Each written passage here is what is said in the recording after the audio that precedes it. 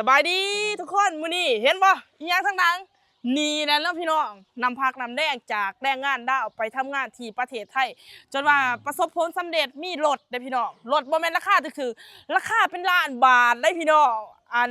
ก่อนอื่นหมดก็สบายดีเนาะแล้วผมกับเอื้อยเอื้อยยังสบายดีข้าพเจ้าซื้อนางนิดาเด้อ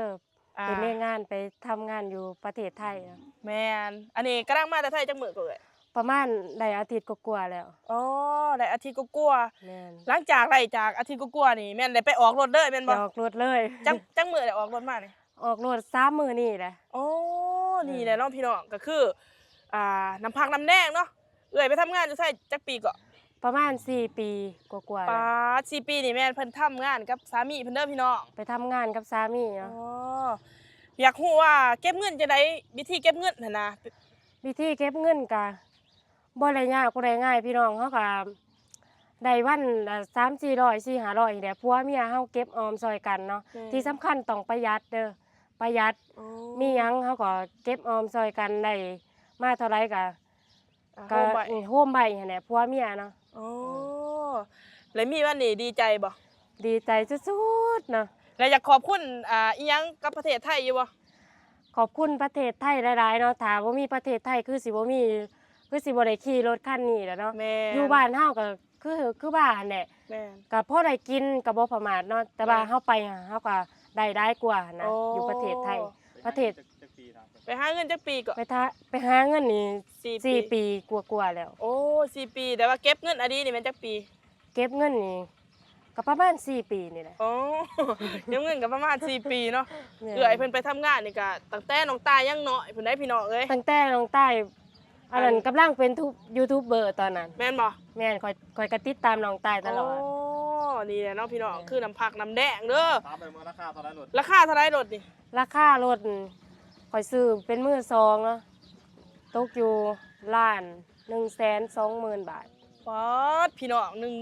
1,120,000 บาทจ่ายสดบ่จ่ายสดพูนไหนพี่น้องจ่ายสดจ่ายสดเลยโทพี่น้องลงใจซะมาแบบว่าอยากไปทำงานอยู่ประเทศไทยแห้งซะเด้พี่น้องเอ้ยไปเดี๋ยวไปส้มรถมาส้มรถเดี๋ยวให้เอื้อยเพิ่นพามาส้มรถเนาะนี่นี่เด้ร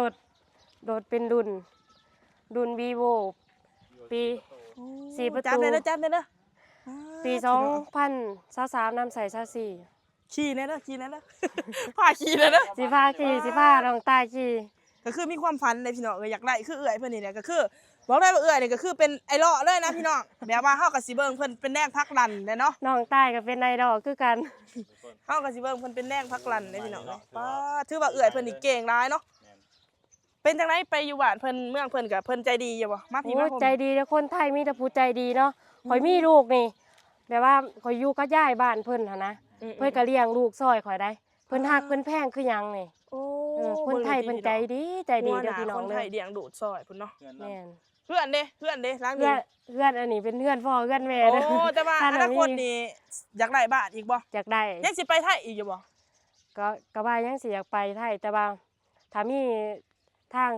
ทำมาหากินอยู่พี่ก็อยากมาอยู่พี่อยากมาอยู่กับพ่อกับแม่อยากมาอยู่กับลูกกับเต้าแต่ว่ายังสิไปไทยอีกอยู่เพื่อไปตั้งดักอีกบ้านอีกพี่น้องเป้าหมายต่อไปแม่นบ้านแม่นบ่แม่นเป้าหมายต่อไปแต่ว่าตอนนี้ก็คือเอารถก่อนเนาะอู้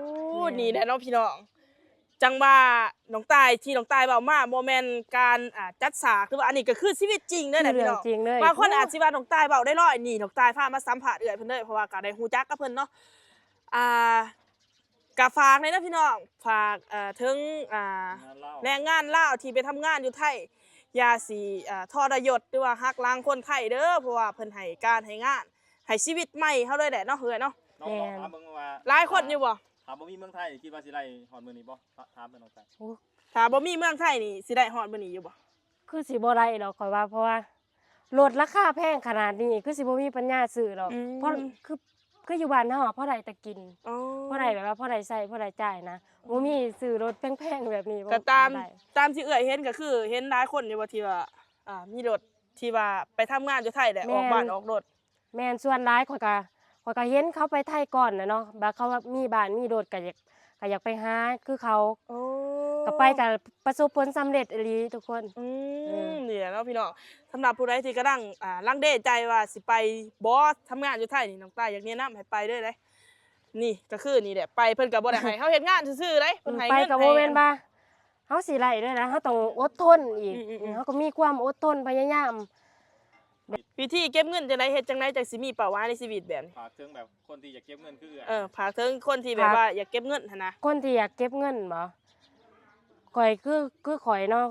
ข่อยซื้อกระปุกออมสินมาคือข่อยผัวเมียนี่ข่อยให้ผัวข่อยแบบว่าผัวข่อยทำงานมาได้นี่ผัวเฮาก็ต้องเอามาให้เฮาเก็บไว้เฮาต้องเก็บที่สำคัญเฮาก็ต้องเป็นคนเก็บกำคือครอบครัวข่อยเนาะถ้าว่าให้ผัวเก็บนี่สิบ่ได้น้องตาย อ๋อ ผัวเก็บนี่สิบ่ได้ต้องเฮาเป็นผู้ กำกับ เป็นผู้กำกับ ผู้ เอง จัดการเงินเนาะ แม่น โอ้นี่แหละพี่น้องที่สำคัญแม่นเฮาต้องมีเป้าหมายเลย เฮาต้องมีเป้าหมายว่าคือเฮาอยากได้รถจังซี่เฮาต้องเฮ็ดให้ได้บ่แม่นว่าไปเล่นคือเวลาไปเด่นไปเที่ยวจังซั่นนะบ่อยากเวลาไปเห็นแบบว่าเมืองเขาเจริญแล้วก็ไปน้ำแสงสีจังซั่นมีหลายคนก็เป็นนะ แม่น แต่ว่าเฮามีเป้าหมาย เฮา แล้ว ต้องบ่ลงแสงสีเนาะ แม่นเฮามีเป้าหมายสำคัญแล้วว่าเฮาอยากได้รถได้บ้านได้ดินจังซี่เฮาไปเฮาก็ต้องเก็บต้องกำ คือข่อย ไปอีกต้องการทำ อีกจักเดือนเอ้ยสิไปอีก ประมาณเดือนกว่า แต่ว่าตอนนี้ก็คืออยากมาขี่รถก่อนได้พี่น้องเอ้ย อยากมาขี่รถ แม่น ซื้อรถแล้วสิพาพ่อพาแม่ไปเที่ยวก่อน โอ้นี่แหละเนาะพี่น้องหลายๆคนฝัน อยากมีรถหั้นนะแล้วพาพ่อแม่ไปเที่ยวไปกินอาหารแพงๆของตายก็เป็นอีกหนึ่งในนั้นที่ว่าฝันเนาะแต่ว่ามื้อนี้ความฝันเป็นจริงเนี่ยก็ดีใจแม่นบ่ ดีใจหลาย โอ้ โอ้ยข่อยไปกับผัวนั่นแต่ตอนทำอิฐนั่นตะกลางคืนพี่เนาะนัดเข้าไว้แล้วนอนบ่หลับนอนบ่หลับสิไปเอารถไปว่าเฮาบ่เคยไล่หั่นนะเฮาบ่เคยมีคือเขาหั่นนะ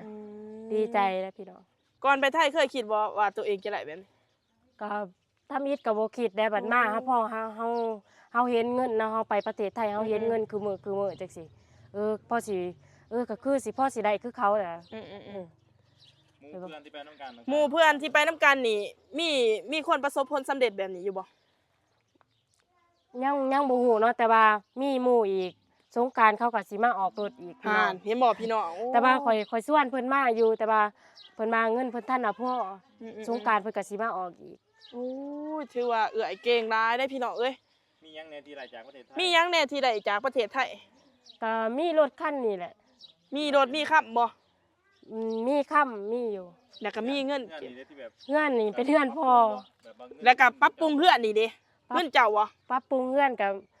มีซอยเล็กน้อยเนาะซอยพ่อเล็กน้อยแต่ว่าส่วนใหญ่ก็สิเป็นเงินพ่อ โอ้เพราะว่าพ่อเพิ่นก็อยู่บ้าน พ่อ มี เพิ่น เบี ก็ ย อยู่ เฮ็ด บ้าน เนาะ พ่อแล้วก็มีเบียกเฮ็ด ป๊าดพี่น้องเอ้ยรถเอื้อยเพิ่นงามอันนี้ถ้ามีโอกาสนี่สิมาขอขี่นํเพิ่นได้พี่น้องมีหยังแน่บ่ที่ว่าอยากขอบคุณคนไทยแล้วก็อยากขอบคุณนายจ้างหั้นนะ จริงหลักๆก็อยากขอบคุณแบบว่าเจเนาะอยากขอบคุณนายจ้างข่อยแบบว่าถ้าบ่มีเพิ่นก็คือสิบ่มีมื้อนี้เนาะแบบว่าอยากขอบคุณประเทศไทยหลายๆที่แบบว่าให้งานให้โอกาสให้ต่างๆ ให้ความสำเร็จเนาะ ให้ความสำเร็จถ้าบ่มีประเทศไทยก็บ่มีมื้อนี้ เด้แล้วก็ก็ขอบใจเอื้อยหลายๆเด้อที่ว่าให้มาสัมภาษณ์ในมื้อนี้ก็เชื่อว่าหลายๆคนที่เบิ่งคลิปนี้จะเก็บไปเป็นแดงพักลันเนาะ หรือว่าแต่งงานเล่าเขาเนาะทุกคนให้น้องตายฝากถึงงานเล่าอยากเก็บเงินยังไงแบบตั้งใจเฮ็ดเวียกสินะจะได้เงินแบบนี้ ก็อยากฝากถึงแรงงานลาวเด้อที่ว่าอยากเก็บเงินจังได๋แหละจังสิได้ประสบผลสำเร็จให้เบิ่งคลิปนี้เนาะก็คือที่เอื้อยเพิ่นเว้ามาแหละเอื้อยมีหยังอยากฝากบ่กับ FC อยากเพราะว่าสิเฮ็ดคลิปบ่หรือว่าจะได๋ ก็อยากเฮ็ดคลิปคือแบบน้องตายเนาะอยากไปไทยแบบว่า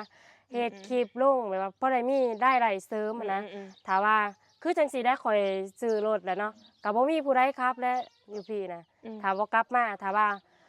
ก็อยากมีรายได้เสริมแบบว่าเฮามาอยู่บ้านอยากเฮ็ดให้ใส่หน้าแล้วก็เฮ็ดคลิปถ่ายคลิปลง ฝากเนื้อฝากตัวนำพี่น้องบ่ อยากฝากเนื้อฝากตัวนำพี่น้อง FC เนาะ FC คนไทยเนาะแบบว่า มีโอกาสมันก็ได้เปิดช่องเนาะทุกคน ถ้าว่าเอื้อยเพิ่นได้เปิดช่อง ถ้าว่าข่อยได้เปิดช่อง ก็มาติดตามได้ ก็ เด้อ มาติดตามในเด้อ โอเคเนาะก็สำหรับคลิปนี้ก็สิจบเพียงเท่านี้เด้อพี่น้องพบกันใหม่คลิปหน้าบ๊ายบายสวัสดี